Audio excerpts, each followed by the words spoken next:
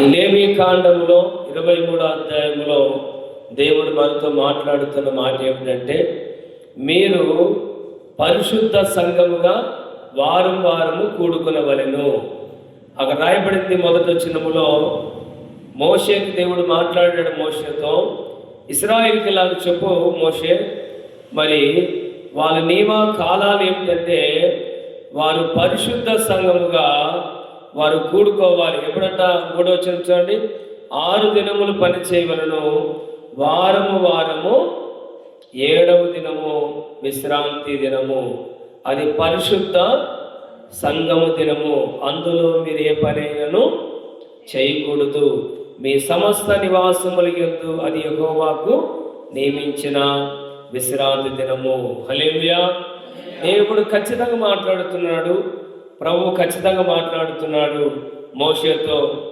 ఇశ్రాయేలుకు తెలియపరచు, వాళ్ళు వారం వారము ఏం చేయాలంటే వాళ్ళు చెప్పాలి. వారం వారం ఏం చేయాలి వాళ్ళు?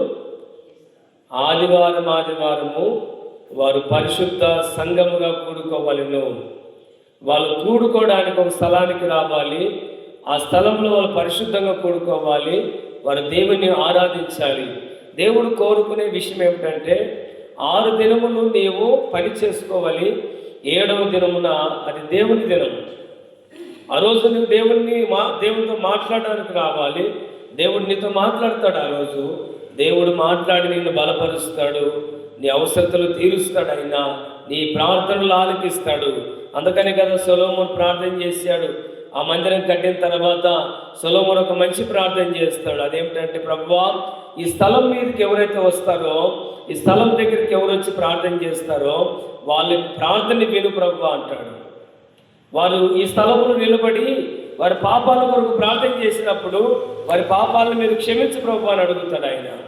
తర్వాత వాళ్ళు కరువులో ఉంటే వారి కరువు కోసం వాళ్ళ యొక్క కరువు కాటకంలో బాధపడుతున్నప్పుడు వాళ్ళు ఈ స్థలం దగ్గరికి వచ్చి, ఈ మందిరం దగ్గరికి వచ్చి ప్రార్థన చేస్తే వారి కరువు నుండి విడుదల కలిగించు ప్రభువా అంటాడు. తర్వాత ఆయన అంటాడు, వర్షం లేనప్పుడు ఇక్కడికి వచ్చినానికి ఒకవేళ వారు ప్రార్థన చేస్తే వారి ప్రార్థనని ఆలకించి వాళ్ళకు వర్షాన్ని ప్రభువా అని ప్రార్థన చేస్తాడు. తర్వాత వాళ్ళు రోగాలతో వచ్చినప్పుడు, ఒకవేళ రోగంతో దేవుని మందిరానికి వచ్చారనుకో, వాళ్ళ రోగాల్లో ఉన్నప్పుడు వారు ప్రార్థన చేస్తే ఈ స్థలమందు నీవు ప్రార్థన విని వాళ్ళ రోగాలు బాగు చే ప్రభువా అని సొలొమోను ప్రార్థన చేస్తాడు. కాబట్టి దేవుడు ఒక స్థలాన్ని కోరుకున్నాడు. ఆ స్థలము దేవుని మందిరం. ప్రతి దేవుని మందిరములో దేవుడు ఆయన ప్రజలతో మాట్లాడాలని ఆశపడతాడు, ప్రజల మొర ఆలకించాలని ఆశపడతాడు. కానీ దేవుడు అంటాడు, మీరు వారం వారము ఏం చేయాలంట? పరిశుద్ధ సంఘముగా కూడుకోవాలి, కూడుకొని దేవుణ్ణి ఆరాధన చేయాలి. చూడొకసారి అక్కడ రాయబడిన మాట ఏమిటంటే 3వ వచనంలో, 6 దినములు పని చేయవలెను, వారం వారము 7వ దినము విశ్రాంతి దినము, అది పరిశుద్ధ సంఘపు దినము. అందులో మీరు ఏ పని చేయకూడదు. కాబట్టి పరిశుద్ధ సంఘపు దినము ఆదివారం, అందులో ఏ పని కూడా చేయకూడదు. ఇశ్రాయేలు ప్రజలతో దేవుడు చెప్పాడు, మీరు 7వ రోజున మన్నాను కూర్చుకోవడానికి వెళ్ళొద్దండి అని చెప్పాడు. అప్పుడు మోషే కూడా వాళ్ళకి చెప్పాడు, 7వ దినము దేవుని దినము, ఆ దినాన్ని మనము మన్నా కొరకు వెళ్ళకూడదు, బయటికి దేవుని ఆరాధించాలి. ఆ రోజు పోవద్దండి ఎవరు. మీకు 6వ దినమనే దేవుడు మీకు 7వ దినమున కావలసిన మన్నా ఇస్తాడు, మీరు కూర్చుకోండి, 6వ దినాన్ని మీరు సమకూర్చుకోండి అని మరి వాళ్ళకి చెప్తే, వాళ్ళు కొంతమంది అంట 7వ దినము కూడా పోయి ఏం చేశారంట? మన్నాను సమకూర్చుకున్నారంట. అప్పుడు ఆ 7వ దినమున సమకూర్చుకున్నది వాళ్ళు తిరిగి పొద్దున్న లేచి తిందామని చూస్తే ఏం పట్టిందంట? అది పురుగు పట్టిపోయింది. మోషే అన్నాడు, అప్పుడు దేవుడు చెప్పాడు కదా మీకు 6వ దినము రోజునే ఏం చేస్తాడు? 7వ దినము కావాల్సిన ఆహారాన్ని కూడా దేవుడు మీకు ఇస్తాడని చెప్పాడు కదా. మీరెందుకు ఇంత ఆశ బతుకులు అయిపోయారు? మీరెందుకు ఇంత ఆశపడుతున్నారు? 7వ దినం దేవునికి ఇవ్వకుండా మీరు ఎందుకు పోయారు మన్నా కూర్చుకోవడానికి? అది నిలబడదు కదా. మీరు తీసుకొచ్చుకున్నారు, ఇంట్లో పెట్టుకున్నారు, తిందామనుకున్నారు, పొద్దున్న లేచి చూస్తే ఏమైపోయింది? అది పురుగు పట్టింది, కంపు కొడుతుంది అనమాట. తీసుకొని పోయి వాళ్ళు ఏం చేస్తారు? పురుగు పట్టింది తినడానికి వస్తుందా? దిబ్బలేకి పారేసేసారు. అప్పుడు వాళ్ళు అనుకున్నారు, అరే మనం మోసే చెప్పినట్లు ఏంటో బాగుంటుండే, 7వ దినమును మనము దేవుని దగ్గరికి రాకోకుండా మనం పోయి మన్నాను కూర్చుకున్నాము, కాబట్టి ఆ మన్న ఏమైపోయింది? పురుగు పట్టిపోయింది, అది వేస్ట్ అయిపోయింది అని చెప్పేసి దాన్ని తీసుకొని పోయి ఏం చేశారు? వాళ్ళు దిబ్బలేకి పారేసేసారు. దేవుడు చెప్పిన మాట మనం వినాలి, వింటే మనము దీవించబడతాం. చాలామంది ఎంత చెప్పినా కూడా వినరు, ఆదివారం పనికి పోతూనే ఉంటారు.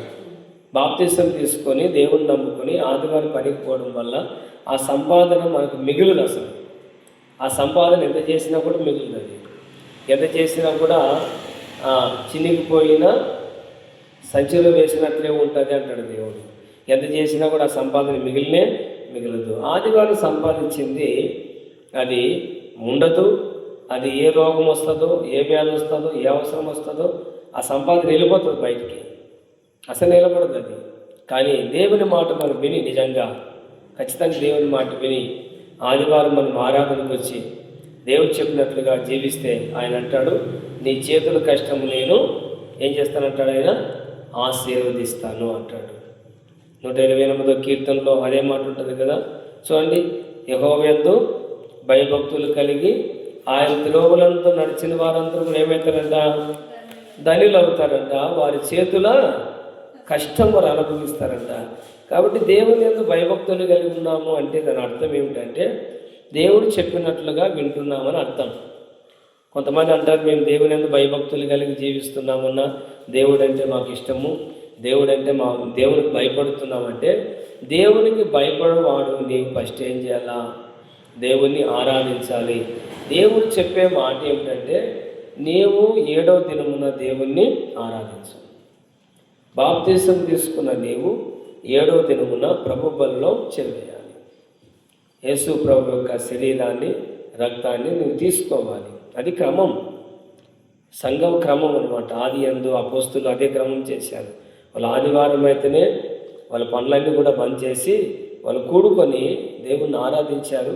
వాళ్ళు ప్రభు రాత్రి భోజనాన్ని వారు తీసుకున్నారు. కాబట్టి ఇక్కడ అంటాడు, ఆయన మాట వింటే, యెహోవా యందు భయభక్తులు కలిగి ఆయన త్రోవలందు నడుచు వారందరూ ఏమవుతారంట? ధనుడవుతాడు, దళితులు కాదు. ఆదివారం మందిరానికి వస్తే ధనిలం అవుతాము కానీ దళితులం కాదు. తర్వాత అంటాడు, నిశ్చయముగా నీ చేతుల కష్టము నీవు అనుభవిస్తావు. కాబట్టి చేతుల కష్టం మనం అనుభవించాలంటే ఏం చేయాలో చెప్పండి? దేవుని మందిరానికి ఆదివారము రావాలి. మేము రాములే ఆదివారము మా ఇష్టం అంటే, మరి మీ ఇష్టం అన్నప్పుడు ఎవరేం చేయలేరు కదా. కాపరి బాధ్యత ఏమిటంటే చెప్తాడనమాట. ఆయన బాధ్యత ఏమిటంటే చెప్పటం ఆయన డ్యూటీ. వింటారా పోతారో విశ్వాసులు డ్యూటీ. విన్నాను వినొచ్చు, మీ ఇష్టం. అది వినకపోయినా మీ ఇష్టము, విన్నా మీ ఇష్టం. దేవుడు కాపరిని పెట్టాడు. కాపరి ఏం చేస్తాడంటే దేవుని మాటలు చెప్తాడు. వినడం వలన మీకు విశ్వాసం కలుగుతుంది. మీరు దాని ప్రకారం జీవించడం వలన దేవుడు మిమ్మల్ని ఆశీర్వదిస్తాడు. మీ కష్టం మీరు అనుభవిస్తారు. కనుక మనం ఆదివారం ఎక్కడ రావాలా? దేవుని మందిరానికి రావాలా. కాబట్టి దేవుని మందిరానికి వచ్చినప్పుడు మన చేతుల కష్టం మనము అనుభవిస్తాము. మనం ధన్యులమవుతాము, మనం దళితులము కాము. హల్లెలూయా. కానీ దేవుడు మనతో మాట్లాడుతూ ఉన్నాడు, మనం ఆలకించాలి.